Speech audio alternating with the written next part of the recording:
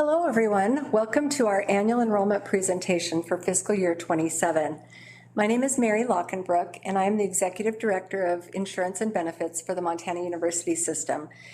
And on behalf of Commissioner Christian, my benefits team here at OCHI, and our Inter-Unit Benefits Committee members, I welcome you to our annual enrollment presentation for July 1, 26 through June 30, 27 benefits. I will begin a little bit differently than I have in the past by just telling you that I have worked in this arena for 36 years, and this year has by far been the most challenging environment to navigate. There really are more complexities and more challenges than we have ever before had to face. And I think as we start to talk through the decisions and the conversations behind the decisions and the ultimate changes for fiscal year 27, you'll start to get a feel for some of that. We're also doing our presentation differently this year in that I am recording it instead of being on a live stream with all of you. And while I miss that opportunity to hear that you're asking questions live, I think this gives us the best opportunity to get the presentation online and available to people for the longest period of time before the benefits elections must be made. So today is April 1st, but I'm not fooling. My time with you today is serious, focused, and important. Tomorrow, April 2nd, is National Employee Benefits Day, and I would be remiss if I did not give a shout out to my incredible benefits team here at OCHI. They are small in number, but mighty in results. They are knowledgeable and motivated. I also want to recognize the HR and benefits teams on our campuses around the state. Our business requires Herculean efforts, and these teams consistently rise to the challenges. Finally, a huge thanks to Commissioner Christian and all the members of our Inter-Unit Benefits Committee. They are thoughtful, considerate, engaged, and always willing to listen. I am very fortunate to work with these incredible colleagues. So what's on our agenda for today? We will talk first about the annual enrollment information, talk a bit, as we have in the past, about what it means for us to be a self-funded or self-insured plan. We'll talk through the medical plan benefits and rates, the prescription drug plan benefits, and the premiums that go along with those, our dental plan benefits, rates, and fee schedules, our vision hardware benefits. I'll provide some provider network reminders. We'll talk about our Montana University System wellness programs, and then some information about direct bill premium payments.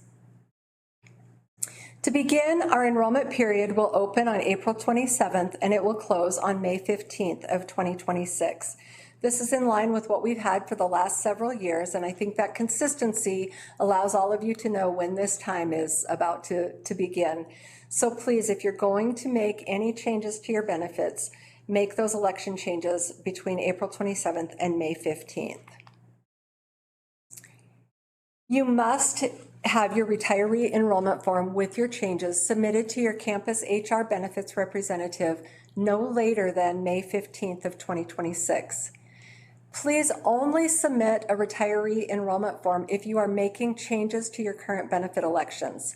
If you do not submit changes, you and your covered dependents will automatically be re-enrolled in your current elections. If you disenroll from the MUS plan, which you can do during this time frame, you will not be able to return to the plan in the future. So just a reminder that that decision is irrevocable. So let's begin with just some discussion about what it means to be a self-funded plan. And I know we've talked about this in the past, but I think it's becoming more and more important to really understand that as a self-insured plan, we do not have the same safety nets and the same flexibilities and levers with regard to revenues and assets as an insurance company would have, and yet we are operating a health plan in the same way that an insurance company would do so. So what that means is that the majority of our benefits, our medical, our prescription drug, our dental, and vision hardware are all self-funded. And that means that we collect the premium monies, we collect the revenues, so all of the money's coming into the plan, and we hold it, and we do have some investments, some financial investments that garner us a little bit of interest revenue, But we hold those funds so that when one of our plan members has medical services, we are able to pay those claims. So it gets a little bit dicey when the costs of services begin to become more and more unpredictable. And that's part of the environment that we're living in now. And we'll talk in a little bit more depth about some of that around some specific benefits as we talk through what the changes look like for fiscal year 27. But in essence, we're collecting all of the funds and we're using them as our plan participants have medical services. And that could be, your regular routine preventive services. It could be treatment or prescription drugs for a chronic illness, or it can be, sometimes it's a catastrophic, unexpected, but unavoidable event. And so the money is there for all of those things. And as a fiduciary of the plan, Commissioner Christian and I are responsible to make sure that we are doing things in terms of plan design and reimbursements in the most fiscally responsible way possible, but also that we're making sure that the plan itself is set up to be sustainable in the future.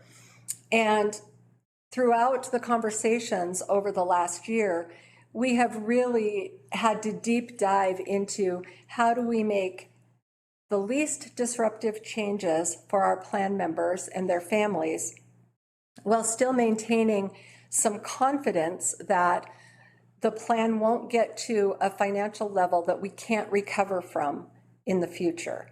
And so we have what the commissioner and I call our hope bucket, and we do have some things that are kind of tucked into that hope bucket, and that's things that we're either strategically planning for right now for fiscal year 28 or beyond, or that we anticipate we can make inroads in, perhaps with regard to certain conditions or with changes to certain structures of how programs work, that we can make some changes that will have some impacts.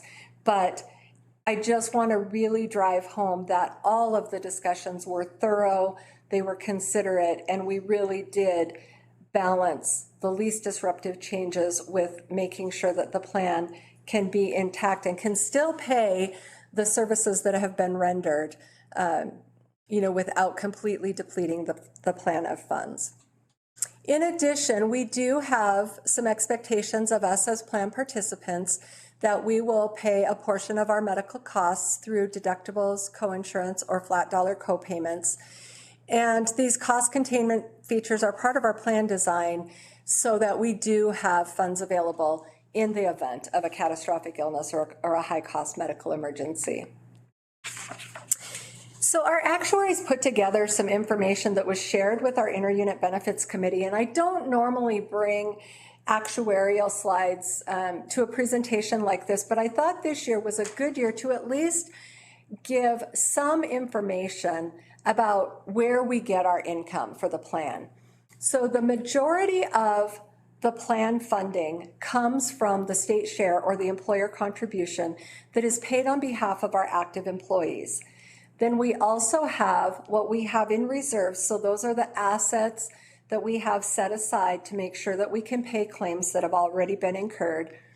We have that investment income I talked about, which is small. And as our assets are depleted, that investment income is smaller as well. So that begins to shrink.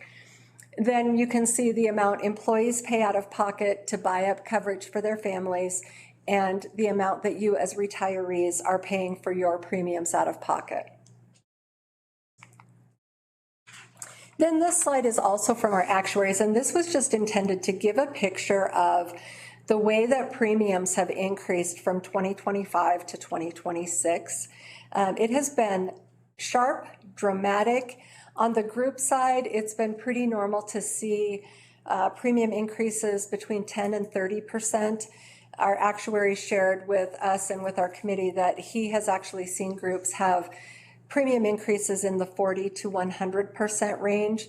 So it really is drastic, and it's across all segments of the population.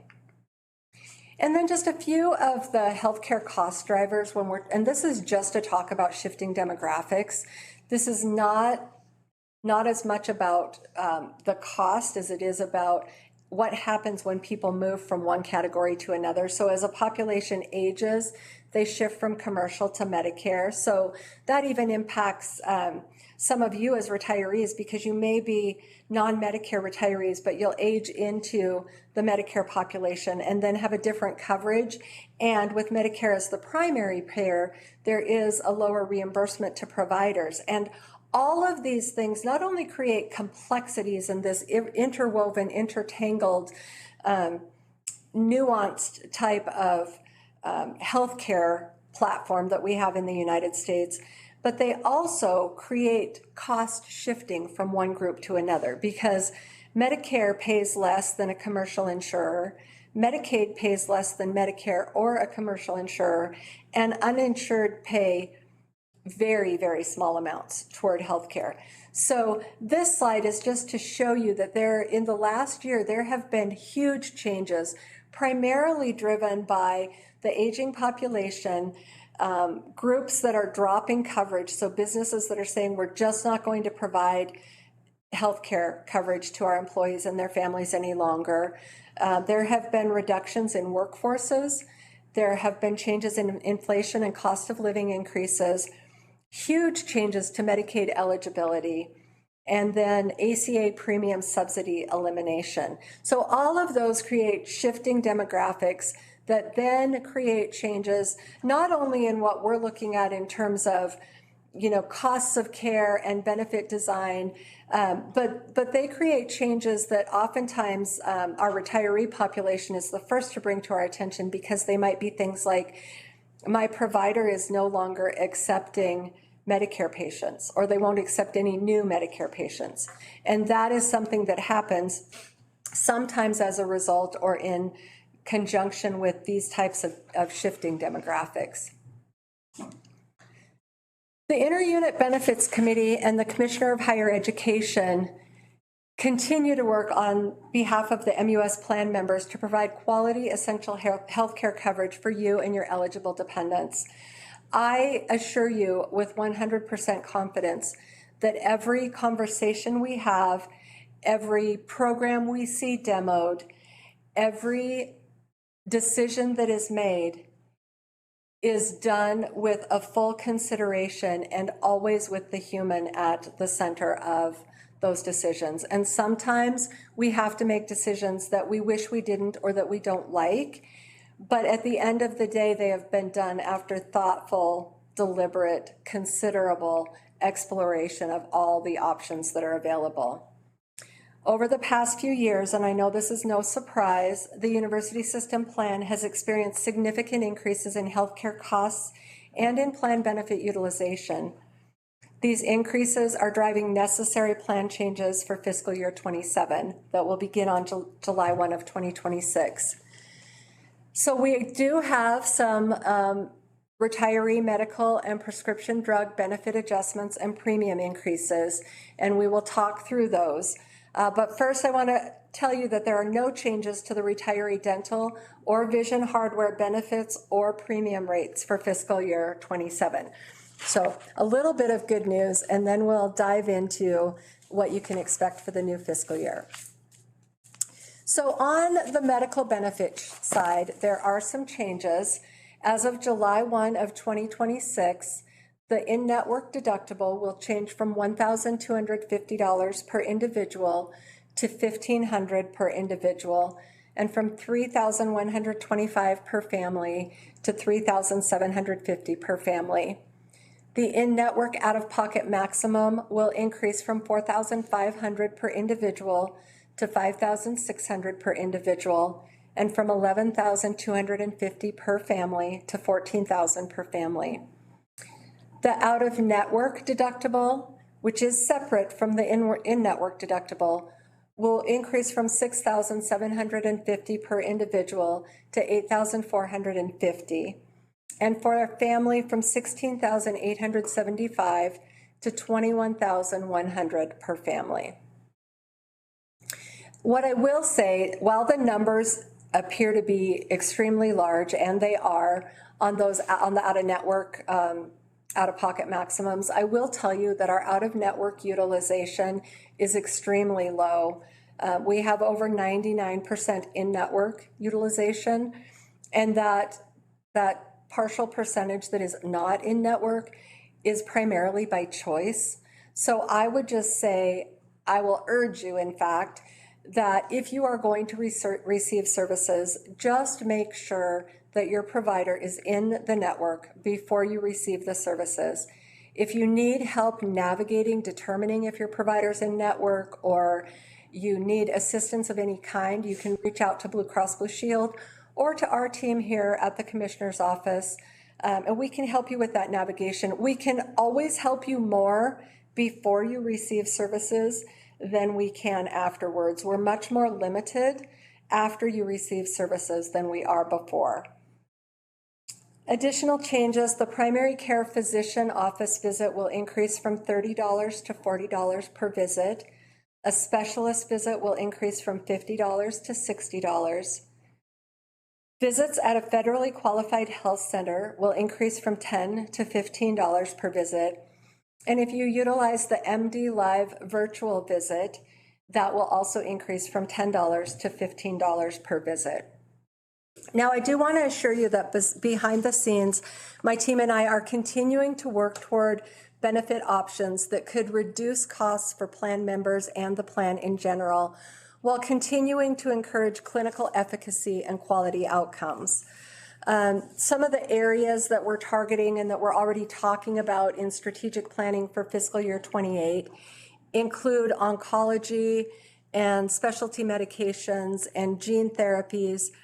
And then the other thing I just want to highlight here, because we are seeing something that historically we have not seen, and that is our Medicare retiree population exceeding Medicare's benefits and having larger than anticipated amounts fall on our plan to pick up.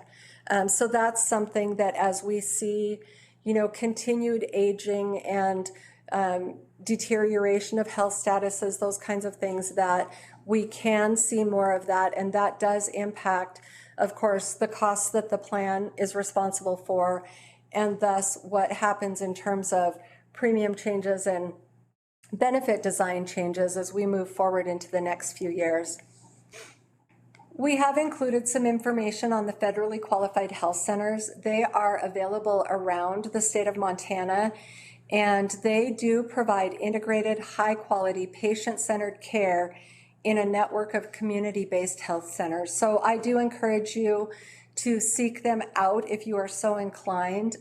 These are the types of centers that we are training medical professionals in at this time. They work in the Missoula and the Billings clinics. They are team-based and centered on the whole human approach to primary care. And then again, just a listing of the centers that are around the state of Montana. And then if you're not familiar with MD Live, we did add this benefit on July 1 of 2025. So this is the first fiscal year that we've had it in place, but this is through Blue Cross Blue Shield of Montana that we're able to access MD Live, and it gives you 24/7 access to non-emergency care from board-certified physicians or therapists by phone, video, or mobile app from almost anywhere. So for people traveling, this has been effective. We've heard from folks who said, I was out of my area. I would have gone to urgent care or the ER, but I was able to use MD Live, and I found out I had an infection that needed a medication, and I was able to get it and move on with my vacation or whatever it was that they were traveling for.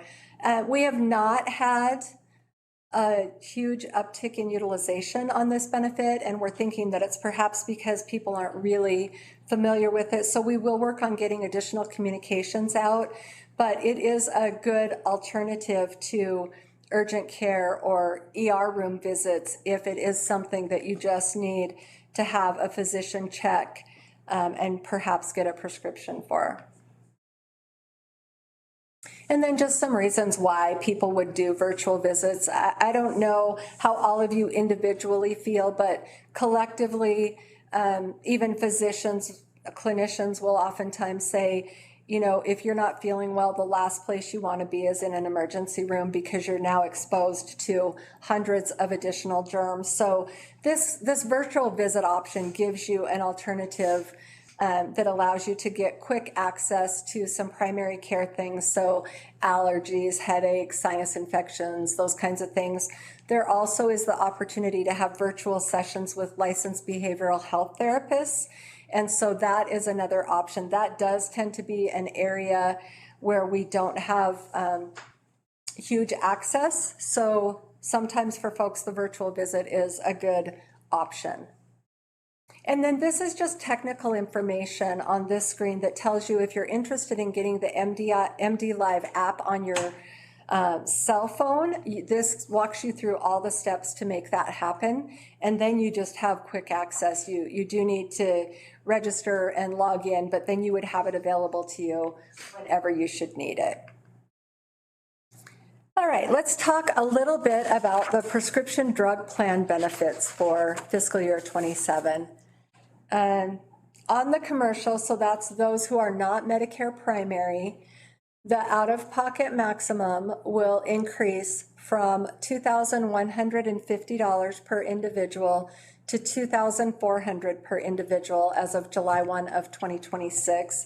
And the family will increase from $4,300 to $6,000. The Medicare primary, for those folks on EGWIP, the employee group waiver plan, so you have the Medicare RX primary, and our employee group waiver plan wraps around and provides that safety net after Medicare. Your out-of-pocket will go from $2,100 per individual to $2,400 per individual. Remember, Medicare prescription only runs as an individual, and it only runs on a calendar year. So that actually is Medicare's out-of-pocket maximum for calendar year 27, and we have aligned all of our benefits with that prescription drug out-of-pocket maximum for fiscal year 27. As far as our tiers, the initial tier, tier 0, which is preventative, and that's a small list of preventive medications that we like people to make sure they stay on for adherence and to prevent some other things. That $0 copay will not change. It will remain a $0 copay. Tier 1, which is often called generic, but not all generics fall on tier 1 because there are some very expensive generics as well. But most generics will move from a $15 a month copay or $30 for a 90-day supply to a $20 a month copay or $40 for a 90-day supply.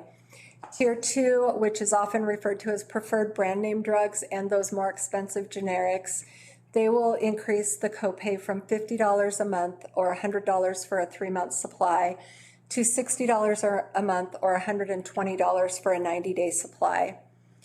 Tier 3, which is non-preferred brand name drugs, will remain at a 50% coinsurance. And Tier 4, which is specialty medications, will change from a $200 copay per month to a $250 copay per month. Now, just a reminder that the coinsurance in Tiers 3 and 4 do not apply to the out-of-pocket maximum. I'm going to dive into pharmacy benefits a little bit more in the weeds than I typically would, but I think it's important to have an understanding of some of the things that are happening in this arena. It is really, really ripe with legislation across all the states and at the federal level. And I think as consumers, oftentimes we're shielded from what the true cost of prescriptions are. I think I kind of aged myself at the beginning when I told you I've been working in this arena for 36 years. With that, I will tell you, when I began back in January of 1990, a very expensive prescription drug would have been $100. I mean, that would have been just an unfathomable amount to pay for a drug. Now we're talking about drugs that are hundreds of thousands of dollars and millions of dollars, multiple millions of dollars. And I think sometimes it's really hard to reconcile that in our minds. And as plan administrators, it's our responsibility to keep our arms around that. But also, I feel like it's I wouldn't be doing my due diligence if I didn't share just a little bit more information this year about pharmacy. In a drug supply chain that's full of handoffs and financial exchanges, it is important for us to know how the dollars move.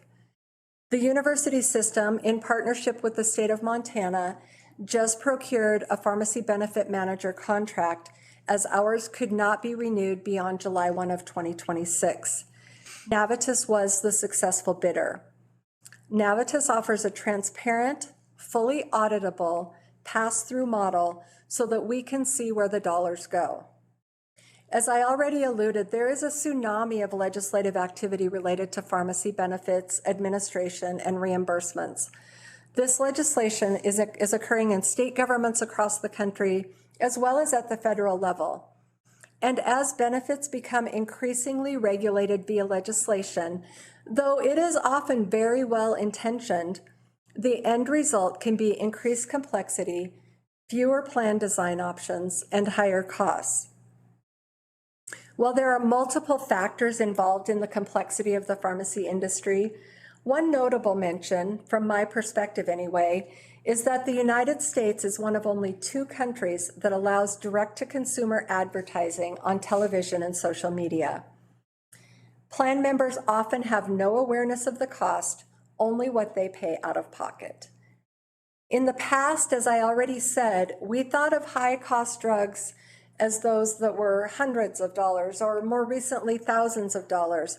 But now they cost hundreds of thousands to millions of dollars. And I'm going to give you a few examples because I think sometimes it hits home a little bit better if you hear just actual true drugs and what they cost. So Lenmeldy was approved in March of 2024 for metachromatic leukodystrophy at a cost of $4.25 million.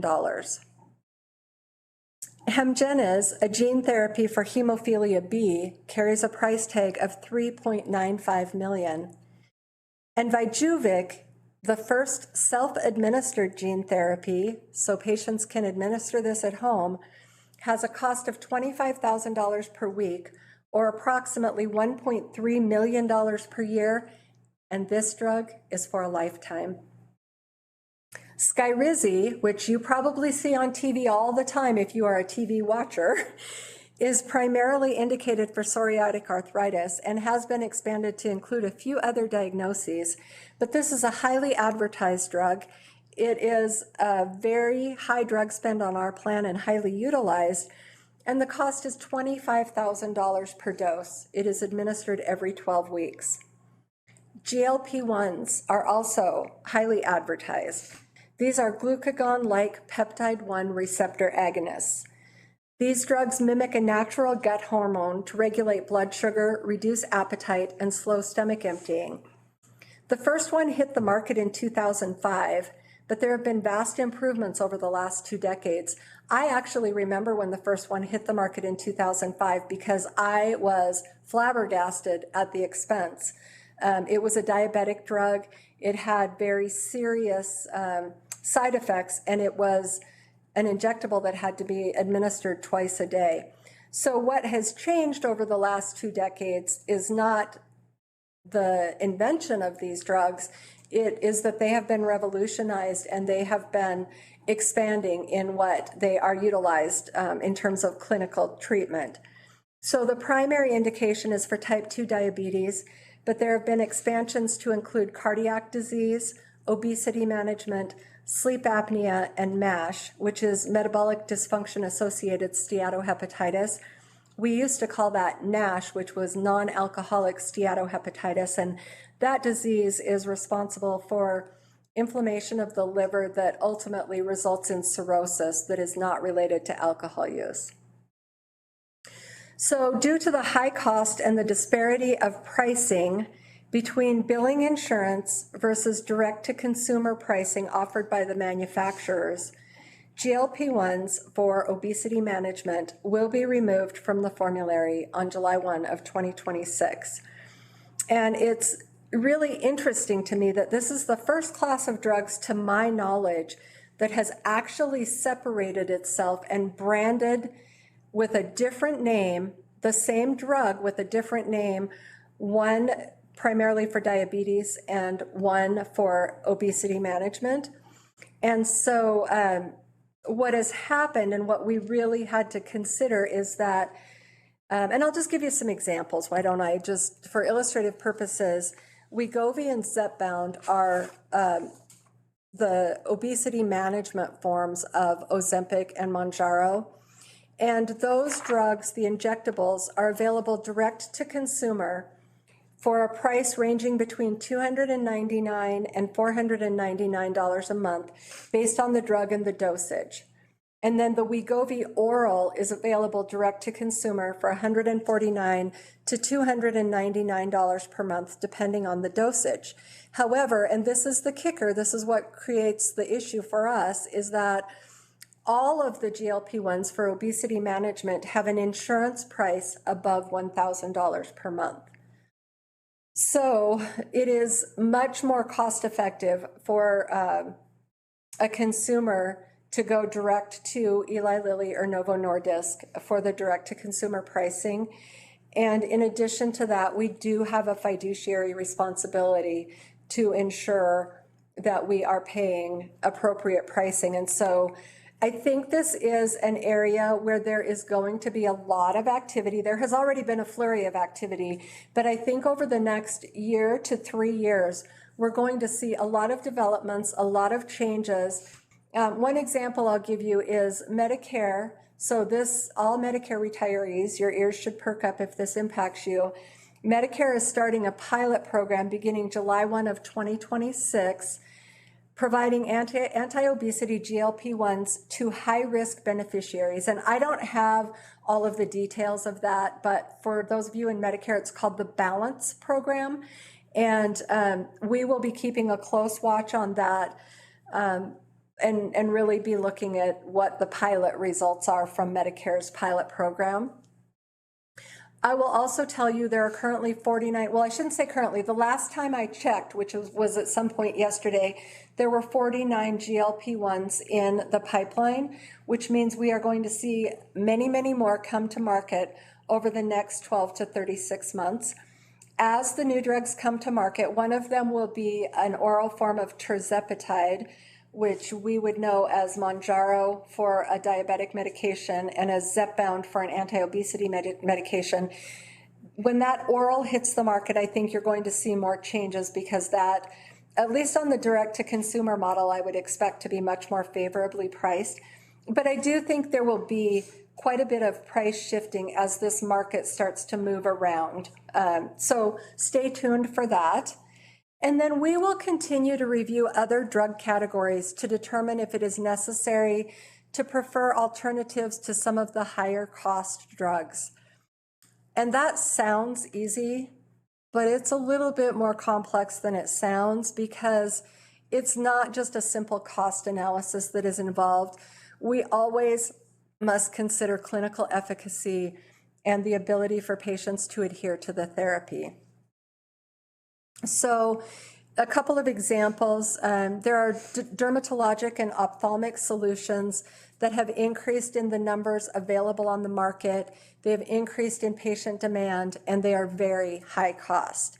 So those are a couple of areas that we'll be looking at. We also will be implementing new programs and expanding others that are already in place in partnership with Navitus in fiscal year 27. As far as your network, for those of you who utilize specialty medications, Lumicera Health Services will continue to be our specialty pharmacy. If you are non-Medicare enrollees, so under 65 enrollees, Western Drug in Bozeman is out of network, as are CVS and Target pharmacies.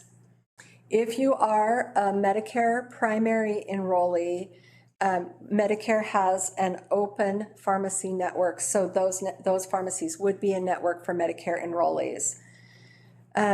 Your prescriptions can be filled at a participating retail pharmacy for a 34-day, which we consider a 1-month supply, or a 90-day supply. Mail order prescriptions for 90 days can be filled at Ridgeway or Costco. So a few reminders for you with regard to the prescription drug plan. Medicare eligible retirees must be enrolled in both Medicare Parts A and B as your primary coverage. If you are Medicare eligible and you are not enrolled in both Medicare Parts A and B, you will be disenrolled from the MUS medical and pharmacy plans. Medicare eligible retirees enrolled in the MUS Choices medical plan will automatically be enrolled in the Navitas Medicare prescription drug plan. So do not enroll in any other Part D prescription drug plan. Okay, you can only, and this is CMS, which is the Center for Medicare and Medicaid Services, this is their rules. You can only be enrolled in one Medicare Part D plan, and if you are on our plan, that is through Navitas. Split family coverage, which continues to be confusing, but if you yourself are a Medicare primary retiree plan member and you're enrolled in the Medicare Part D plan, and you have a non-Medicare eligible retiree plan member, they will be enrolled in the commercial plan. And the reverse is true as well. If you're a non-Medicare retiree, you will be commercial, and then your Medicare dependent would go into the Medicare Part D plan. Medicare pharmacy members are enrolled as an individual, not as a family, and that is Medicare, again, Medicare rules. Medicare views each one as an individual. There is not family coverage or accumulator of any kind. For Medicare pharmacy, your accumulators are calculated based on a calendar year, January 1 to December 31. And if you do want to opt out of our plan, that special opt-out period will happen between October 12th and October 29th of 2026. So you have two options. You could do it during the annual enrollment period and opt out effective July 1, or you could opt out between October 12th and October 29th for an effective date of 1/1 of 27.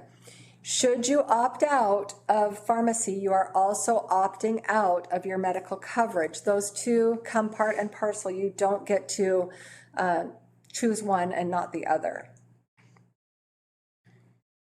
All right, let's talk a little bit about the premium changes. And I know this is probably, I don't know, difficult in some ways and probably anticipated in others, as it has been many years since we have had increases to our retiree premiums. But effective July 1 of 2026, a non-Medicare retiree or survivor will see premium increases of $49 a month from $981 to $1,030. A non-Medicare retiree plus a non-Medicare dependent will increase from $1,962 to $2,060. A non-Medicare retiree plus two or more non-Medicare dependents will increase from $2,452 to $2,575. A non-Medicare retiree plus one Medicare dependent will increase from $1,354 to $1,422. And a non-Medicare retiree plus one Medicare dependent plus children, or one child or multiple children, will increase from $1,845 a month to $1,937 a month. And a non-Medicare survivor plus a child or children will increase from $1,471 a month to $1,545 a month. This indicates an overall premium increase of 5%. And I think if you look at the market and some of the things that I even alluded to or even specifically spoke about earlier, that is a modest premium increase. Some of the things that are happening in the market, there are, particularly in the Medicare market, there are insurers actually removing themselves from specific markets, and it has happened in some larger counties in Montana. And there are some that are having just incredibly large premium increases. So while I would love to be able to tell you that there was no premium increase again this year, unfortunately, it was unavoidable. So let's move on to the Medicare retiree. A Medicare retiree or survivor only will see an $18 a month premium increase from $368 a month to $386 a month. A Medicare retiree plus a non-Medicare dependent will increase from $1,354 to $1,422 a month. A Medicare retiree plus 2 or more non-Medicare dependents will increase from $1,845 a month to $1,937 a month. A Medicare retiree plus 1 Medicare dependent will increase from $736 a month to $773 a month. A Medicare retiree plus a Medicare dependent plus a child or children will increase from $1,219 a month to $1,280 a month, and a Medicare survivor plus a child or children will increase from $851 a month to $894 a month. And again, that is overall, it's a 5% premium increase. I indicated earlier there are no changes to dental benefits or premiums. So your only decision making here is if you have dental, if you want to continue it for fiscal year 27. If you want to continue, you don't need to do anything. If you want to drop it, you will need to complete an enrollment form to drop it. The select plan will continue to cover your diagnostic and preventive, basic and major restorative services. And it also does include a $1,500 lifetime maximum per covered plan member for orthodontia services.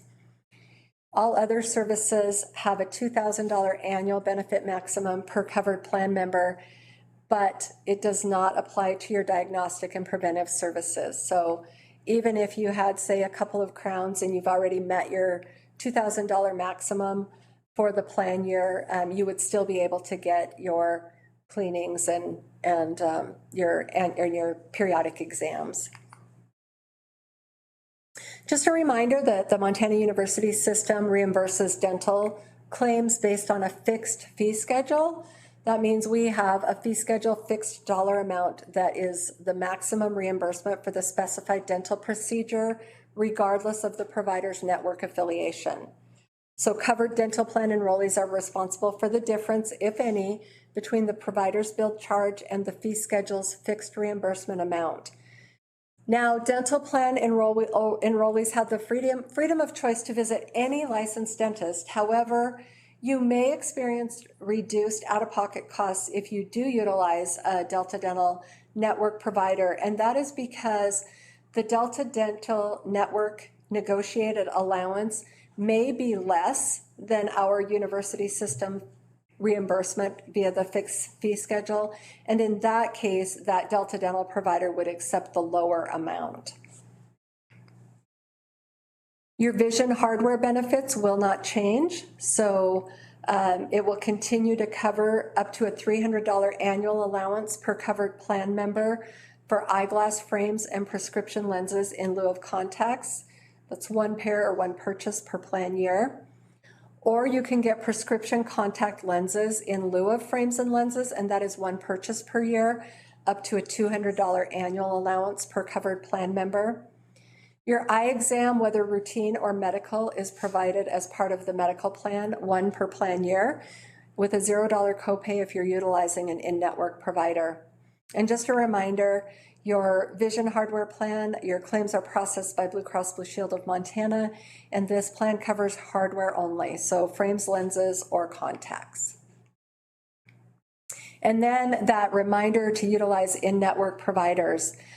Before you have medical services, check the Blue Cross Blue Shield website or call Blue Cross Blue Shield or reach out to us if you have questions about finding an in-network provider. Again, we're going to be able to assist you more before you receive services than we will be after the fact. A few wellness program highlights.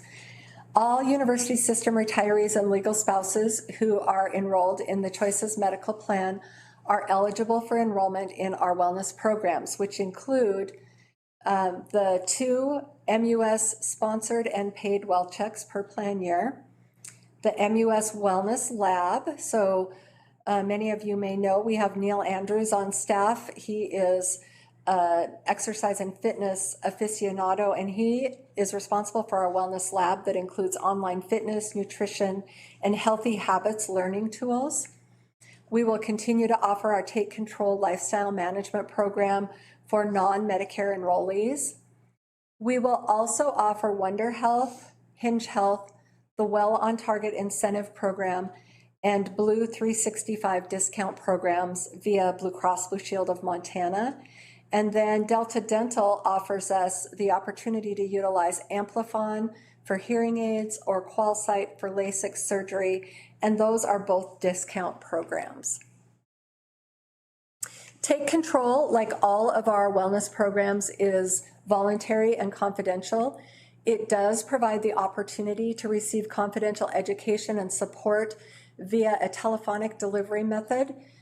This allows participants to engage from anywhere or everywhere and receive individual attention specific to their needs.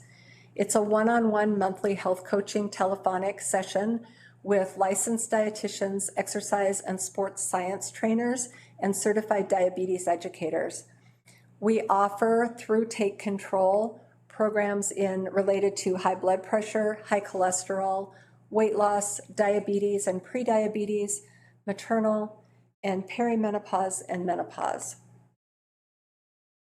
Wonder Health is a metabolic syndrome reversal program, and this is a digital behavioral counseling program available to you at no cost. So that is all provided by the MUS plan for any enrollees over the age of 18. Hinge Health is a musculoskeletal program, and this is a program that is digital, and it includes coaching, health coaching, personalized exercise therapy. It's delivered remotely using mobile and wearable technology.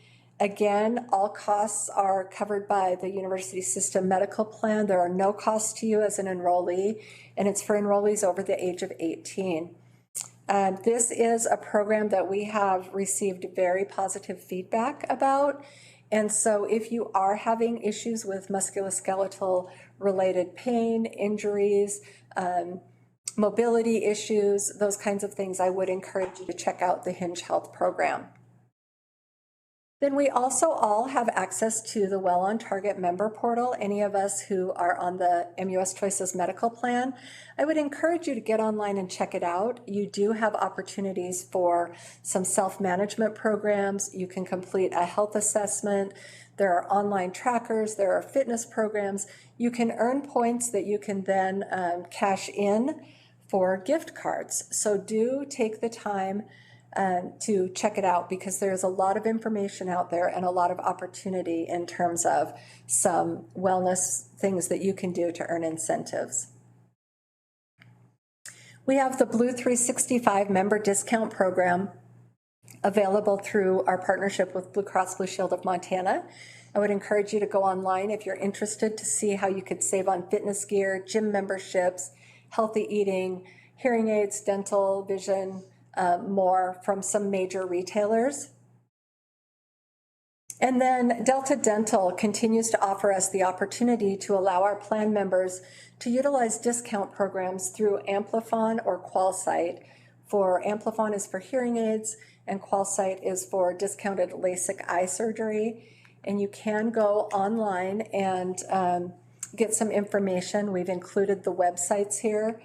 There is also an opportunity to call and find out information, including what providers are participating and what kinds of discounts you could receive off of the pricing of those, either the LASIK eye surgery or the hearing aids. And then just a little bit of information about retirees who get direct bill for your monthly premium payments. Just a reminder that your healthcare premium payments are to be paid in advance. This ensures that we have received the payment for your healthcare coverage for that current month, so that we're not extending benefits and perhaps paying claims for someone who has not actually provided payment for that service. Direct bill statements are generated on the 15th of the prior month, and they're due on the 1st of the current month. So for instance, April invoices would have been generated on the 15th of March and were due today on April 1st. There are 10 grace days provided in the current month. And due to the timing of when payments are due and mailing time constraints, We are no longer sending direct bill payment reminders, so those are not being generated for you. So it's really important that you check out those dates and that you make sure that your direct bill premium payments are made on time. You also have some other options with regard to premium payments. So with your direct bill options, you can either go online and do a manual one-time payment, or you can schedule automatic recurring payments. For many people who know that they will have the money in that account and they are off doing lots of other things, because I don't know, if I get to retire, I'm hoping I'll be off doing lots of other things, and I hope many of you are too.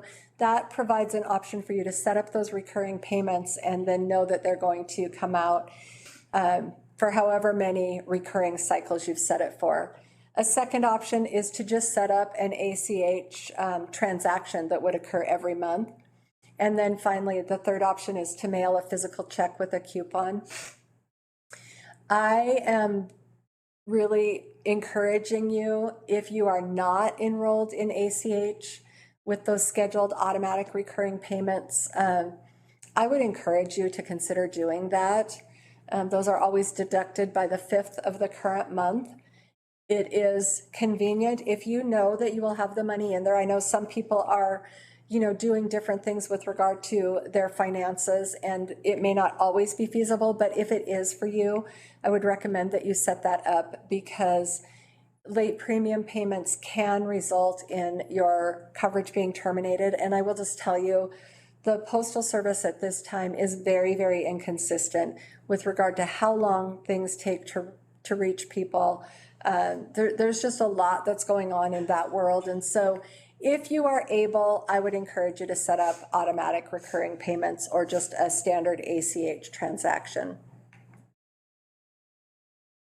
To make your retiree direct bill monthly payment online, you can go to our Choices website, which is noted here, and then you would actually, there's a link, you can see the arrow pointing to it in the green bar that says Retirees, COBRA, and Direct Bill Payment Login. That's where you would go to log in to make your payment online. When you log in initially, if you're not already registered in the system, you will have to register and create a username and password. If you are already registered, then you will simply log in using your username and password. And that is the information that we have for you that I think is most pertinent as you begin to make your choices for fiscal year 27. Thank you so much for spending the time with us and listening attentively to the information in this retiree benefits presentation. I do appreciate you and your time, and I encourage you to visit with your family members if you have some that are impacted, or take a little bit of time reviewing your own situation to determine if this is a year that you want to make changes, or if not, you can just allow your benefits elections to roll over. And contact your campus HR benefits representatives or our office here at the Commissioner's office if you have questions or need assistance. Thanks so much. Bye-bye.